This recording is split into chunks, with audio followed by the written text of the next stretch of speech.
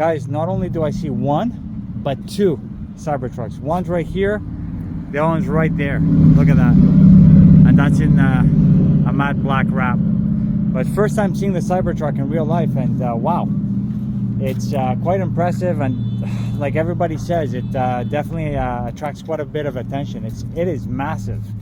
It's massive. And I can't say that I'm a huge fan of the design, but at the end of the day, it's definitely an eye catcher. That's the original paint color, and that's one that is in matte black. Tell me which one you guys prefer. Do you prefer it in that stainless steel or in the matte black? I think I prefer the stainless steel, to be honest. Rich with Cars over here. I'm at the Electrify Expo convention here in Orlando, Florida, where they cover a whole bunch of different electric vehicles. There's a whole bunch of electric vehicle manufacturers, specifically like Rivian, Tesla, and then you have some of the legacy builders like BMW, Lexus, Kia, that are showcasing some of their vehicles or EVs. And then you also have a bunch of third-party companies showcasing some of the accessories and other stuff as well. So I want you guys to jump in with me. I want to show you guys a little bit around the showcase floor, and then we'll take it from there. I'll see you guys inside.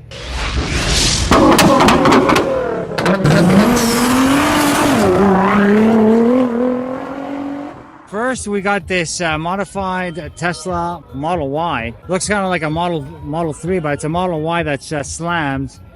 And it's sitting on some Bostons, as you guys can see. Pretty nice. But the crazy thing about it is the wrap that you guys can see. It's sort of like a glowy fluorescent pink. And then you got the front hood area that's covered in Louis Vuitton type of livery, alongside with the air tank as well, showing Louis Vuitton as well. You got the baby girl there showing as well, so pretty cool. And then you got, craziest thing of all is that you have a little baby version of it, a mini-me, right on top of it. So I like the work that you did there, baby girls. Tesla got some carbon fiber, Ford Mach-E GT, and it's been modified extensively with the Golf livery, which I think was really nicely done. Slammed on some air suspension. We got some Boston wheels. And as you guys can see, this car was featured on Builder's Guide magazine, so that's pretty cool.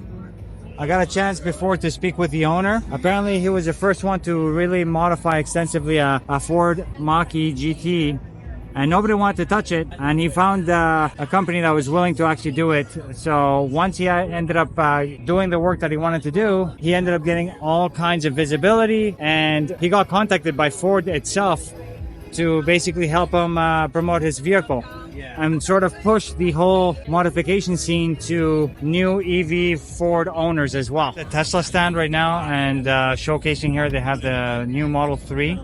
As you guys can see, it's got the redesigned taillights. It's the dual motor version.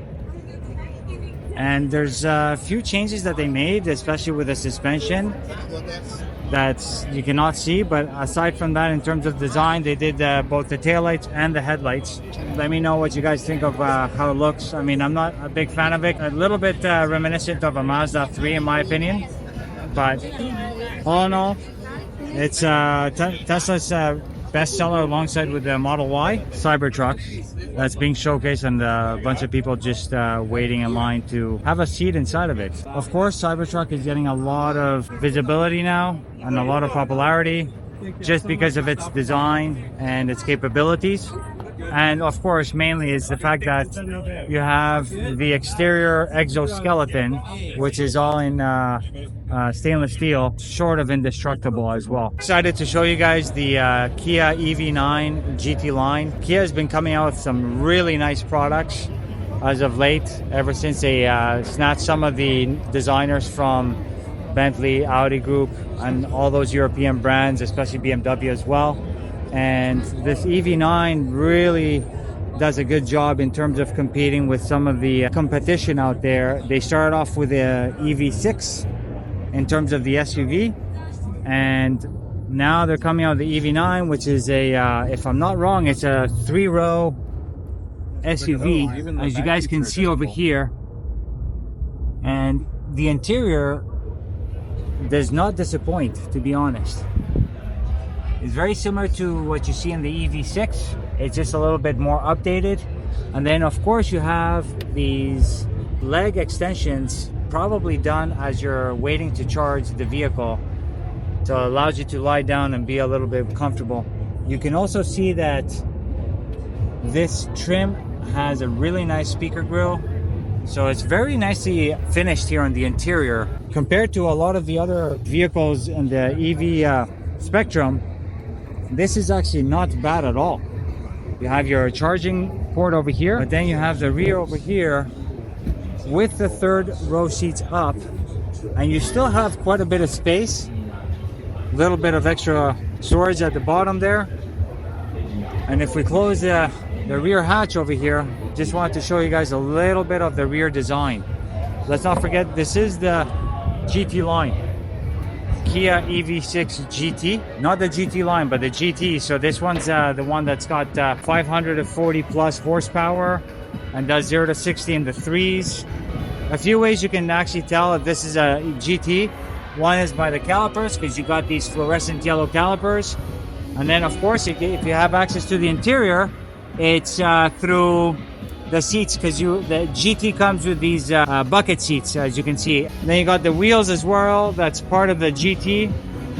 And then of course the badging here in the rear, BMW i5 M60, and this is the performance version of the i5, which is basically, I guess you could say, the equivalent of an M5 to some degree, but it's fully electric. You got fully blacked out grille. Really goes nicely well with the white. You guys can see that is an i5 M60 all-wheel drive.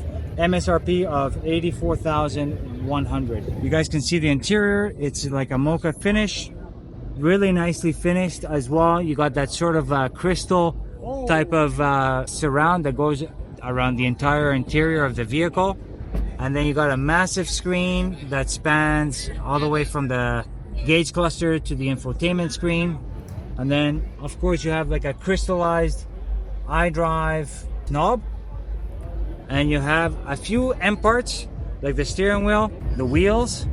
These are sort of like M wheels, and then of course you have like an M style little lip spoiler in the rear. And then finally towards the bottom you'll see sort of like a rear diffuser as well. So not carbon fiber or anything like that, but still it's part of the M package that goes with the M60 i5. BMW iX M60 over here. So this is the top of the line trim for the iX. I'm not a big fan of the exterior design, to be honest, but I do have to admit that the interior of this is absolutely stunning. I love the mix of materials that they have in this. As you guys can see, door handles are basically flush, but then you put your hand here on the interior, and you guys can see over here you got frameless doors. So it gives it more of a sporty design. And this is exactly what I'm talking about in terms of something that is stunning. Let's start off with the door cards over here. You got like crystal controls for the door seats and your memory buttons as well. Really like the finish on the door cards here. It's kind of like a gunmetal goldish finish. Really nice speaker covers for the Bowers & Wilkins sound system. And then you have a massive screen for both the gauge cluster and the infotainment screen. The beauty continues here on the interior. As you guys can see on the seats, they don't have much bolstering, but in terms of design, I love the stitching alongside with the gold finish over here. And they have, like, I guess you could say, like the same gold finish color on the perforation. I don't know if you guys can see or if it goes through the camera, but there's like that same similar gold finish on the perforation of the seat itself. Then you go towards the middle, you have some finished wood over here. It's open pore wood alongside with the crystal iDrive controller, alongside with another crystal drive control as well. So, you know, in terms of interior design, I think the iX really hits it out of the park. I wish they did you know, especially for the M60, I wish they would have done maybe like a 3-spoke design for the steering wheel, but nevertheless, this is not really a sporty vehicle as much as it is a commuter, but it does have performance intentions with the high-powered electric motor that's inside. The iX in general, It's got quite a bit of space here for the trunk area. And then let's take a look at the exterior design for the rear. So you guys can see really thin taillights. It's smoked as well, and I think that's part of the M60 design. You guys can see that since it's a fully electric BMW, it's got that blue ring there in the rear. And then I wanted to show you this, which I forgot to mention. It's by regulation, so when you open up the rear hatch, if you don't have the lights, or the lights are part of the rear hatch, for example, you need to have lights here as well. I would say that the exterior design is not my favorite. The interior design, though, is on a completely different level. Really, really nicely done. So BMW iX M60 in the middle. You guys get to see it right here. Let me know your thoughts on the M60 iX. We have the infamous Toyota Prius Prime. So this has won already quite a few accolades, especially when it comes to design. You guys can see that Toyota did a phenomenal job in terms of exterior design. They made it look sportier.